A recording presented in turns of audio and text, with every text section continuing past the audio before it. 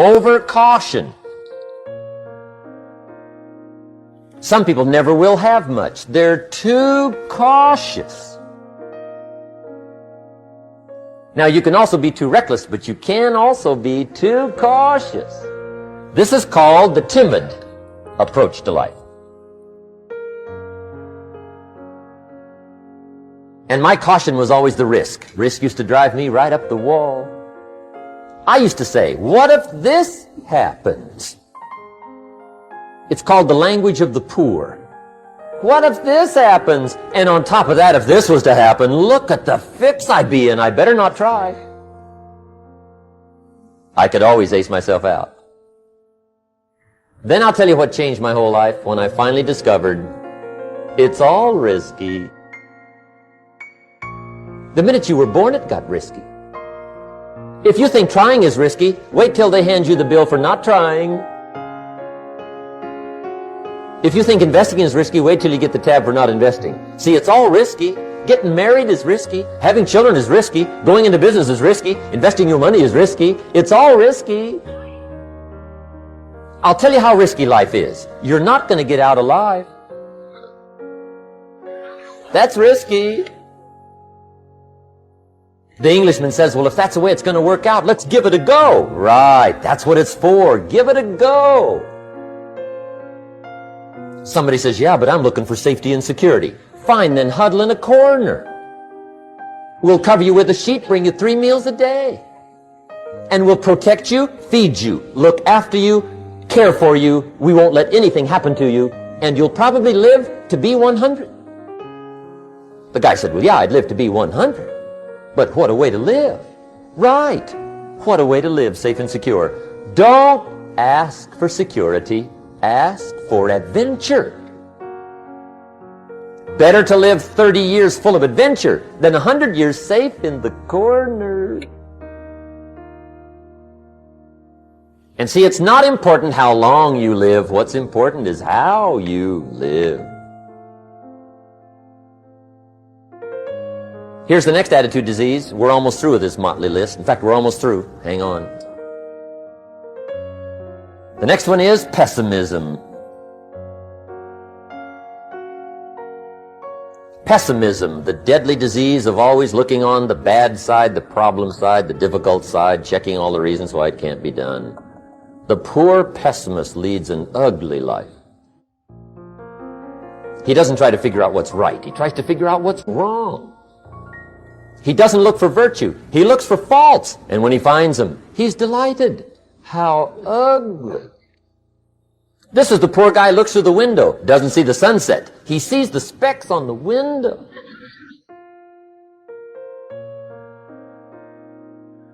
And this is the poor guy, right, who rushes up, takes such leave of his senses. This guy rushes up and he says, I've got 5 good reasons why it won't work.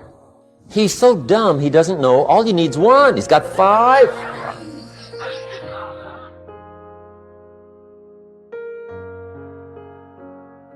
To the pessimist, the glass is always half empty. To the optimist, the glass is half full. Why would the same measure affect people 2 different ways? Answer, it all depends on how you look at it. Our lives are mostly affected by the way we think things are, not the way they are. The way we think they are affects us most. There's a subject we don't have time to get into tonight called better thinking habits.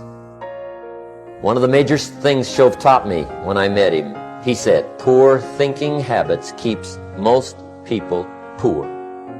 Not poor working habits. Most people work hard, but they don't think hard. And Shove taught me that the mind is like a factory, a mental factory. And whatever you think about all day long pours ingredients into this mental factory. And that's what builds the economic, social, financial fabric of your life. He quoted me a Bible phrase that says, as you think, so you become. How awesome. When he talked about poor thinking habits, he had me. I used to start the day reading the morning newspaper. I mean, you can believe that or not. I'd get a cup of coffee and read the paper. I'd load up on wars and riots and murders and stabbings and killings and bank robberies and muggings and car wrecks and tragedies. I'd even read the back pages. I seem to like that stuff for some weird reason. I'd load up on all that, and then I'd start the day. You can imagine the kind of days I used to have. You walk around on your financial knees. They call you economic peewee.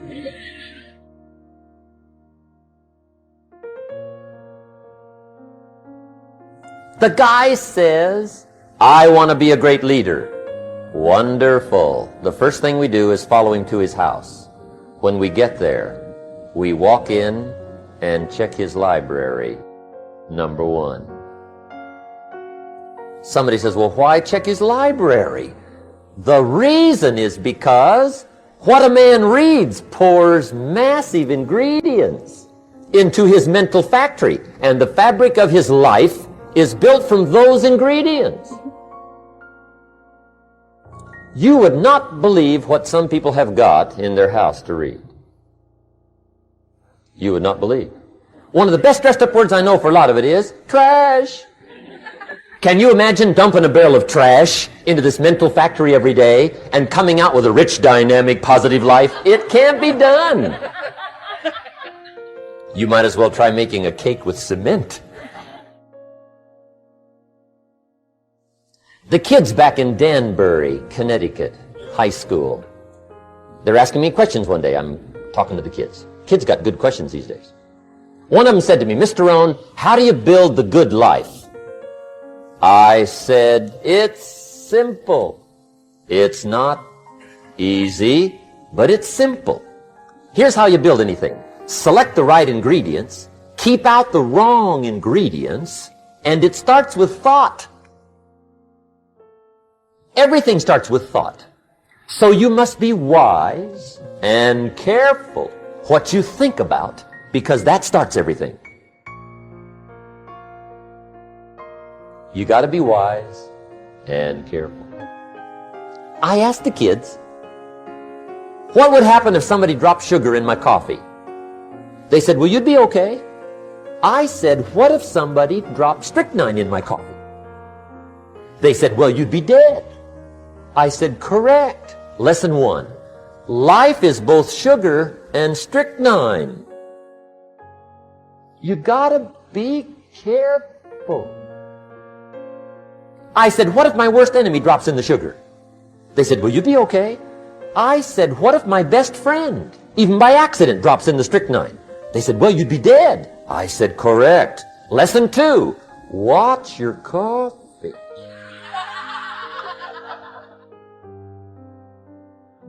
You got to be careful. See, it doesn't matter who hands you the bad stuff. It doesn't matter where you get the bad stuff. It'll still do its damage on your bank account, wherever you get it. Mr. Schoaf gave me one of the greatest phrases when I first met him when he said, Jim, every day stand guard at the door of your mind. How important. Stand guard at the door of your mind. And you decide what goes into your mental factory. Don't let anybody just dump anything they want to in your mental factory, because you've got to live with the results. Okay, here's the last disease, and we're through with this list. In fact, we're almost through. Hang on. The last subject is very brief.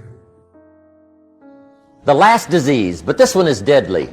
Engage in this one, indulge in it even slightly, and you might as well forget the future, because it's going to forget you. Complaining, crying, whining, griping, a Bible word called murmuring. See, that'll ace your future. Spend 5 minutes complaining, and you have wasted 5. And you may have begun what's known as economic cancer of the bone. Surely they will soon haul you off into a financial desert and there let you choke on the dust of your own regret. I hope I said that well, so you won't forget. It's a deadly disease. If you don't think it's bad, ask the children of Israel of Old Testament fame. Typical of us all, their story just happened to get in the book. Story says, children of Israel were slaves. God performed a series of dazzling miracles and got them out. And now they're heading for the promised land. Remember the story? Heading for the promised land. Tragedy of the story, they never got there. Reason. From day one, they started to complain. They griped about the water. They griped about the weather. They whined and cried and griped about the food. They griped about the leadership. They whined and cried because it was too far, too cold, too hot, too difficult, too miserable. I mean, they whined and cried for years. Finally, God said, I've had it, trip canceled. Or something like that. The story says they died in the desert, never got to the promised land. Which I think means two things. Indulge in this long enough, you get your future canceled. And I guess it also means even God Himself can only take so much.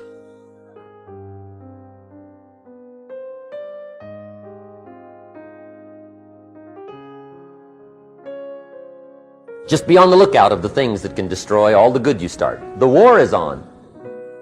And this evening, tomorrow, mentally, personally, socially, economically, you got to make sure you're winning the war.